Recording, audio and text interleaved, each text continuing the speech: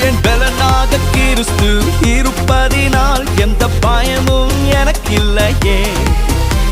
என் பல பக்கத்தில் அவர் துணை நிற்பதால் நான் ஜெயம் பெற்று எழும்பிடுவேன்.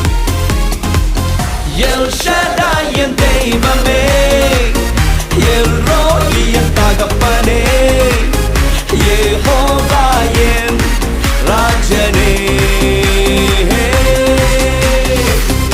எல் ஷடாய் என் தெய்வமே, எல் ரோயி என் தகப்பனே, யெகோவா என் ராஜனே.